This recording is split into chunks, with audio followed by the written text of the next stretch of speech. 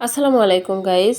আজ আমি তৈরি করব সম্পূর্ণ নতুনভাবে ডুমুর দিয়ে মাংস। সেজন্য বাজার থেকে ডুমুরটা কিনে এনেই প্রথমে কাটাই এবং বাছাই করে নিচ্ছি।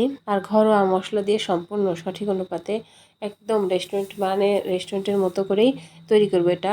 তারপর আমি প্রেসার কুকারের ভিতরে 5 মিনিট সিদ্ধ করে নেব। শুধু একটা সিটি আসবে হালকা, ততক্ষণ পর্যন্ত। রান্নার প্রতিটি ধাপে ধাপে কীভাবে কম আছে এটা তৈরি করলে স্বাদটা দ্বিগুণ বেড়ে যায়, সেদিক দিয়েও লক্ষ্য রাখবেন সবাই। আর শেষের দিকে গরম মশলা দিয়ে দারুণ ঘ্রাণ তৈরি করারও টিপসও থাকছে। ফার্স্টে আমি মুরগির মাংস নিয়েছি, তারপর ডুমুর নিয়েছি, তারপর পেঁয়াজ কুচি নিয়েছি ফালি ফালি করে, আদা বাটা, রসুন বাটা, শুকনো মরিচ গুঁড়া, হলুদ গুঁড়া, ধনে গুঁড়া, জিরা গুঁড়া, তেল, লবণ, পানি সব কিছু পরিমাণ মতো নিয়েছি। তারপর নতুন নতুন দেশি রান্নার আইডিয়া, সহজে ঘরোয়াভাবে কীভাবে তাড়াতাড়ি রান্না করা যায়, আর রেস্টুরেন্টে মানেই খাবার, আর ঘরেই বানানোর টিপস কিছু, এবং এটা নরম এবং কাঁচা গন্ধ থাকবে না। এবার কড়াইতে হালকা তেল গরম করে বাদামি হওয়া পর্যন্ত এটা ভাজতে হবে এবং আদা রসুন বাটা দিয়ে কষিয়ে ভাজতে হবে যেন কাঁচা গন্ধ দূর হয়ে যায়। মাংস দিয়ে মাঝারি আছে 10-15 মিনিট কষাও, এতে মাংসের রস বেরিয়ে মশলার সাথে ভালোভাবে মিশে যাবে।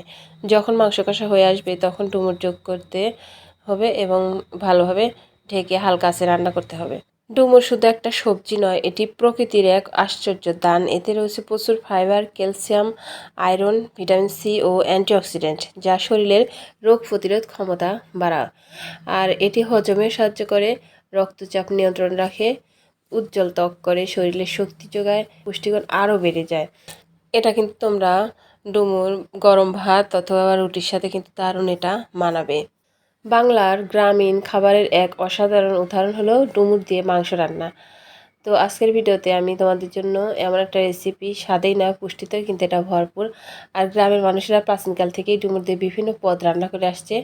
তো সবচেয়ে জনপ্রিয় ডুমুরের মাংস রান্না কষা কষা।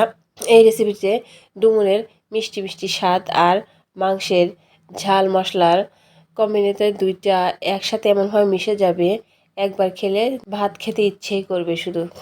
রান্নাটা কেমন লাগলো ভিডিওর নিচে কমেন্টে জানাও তোমার ফিডব্যাক। আর তুমি যদি নিজের হাতে বানিয়ে থাকো তাহলে ছবি ও ভিডিও শেয়ার করে আমাদেরকে দেখাতে পারো। তো ভিডিওটা ভালো লাগলে অবশ্যই লাইক করো, কমেন্ট করো, সাবস্ক্রাইব করো চ্যানেলটাকে, আর তোমার বন্ধু পরিবারের সাথে শেয়ার করো। আর প্রতিদিন কিছু শিখতে এবং চ্যানেলটি ফলো করে রাখো। তোমার ভালোবাসাই আমাদের অনুপ্রেরণা। সো আজ এ পর্যন্তই। সবাই ভালো থাকবেন, সুস্থ থাকবেন। আল্লাহ হাফেজ।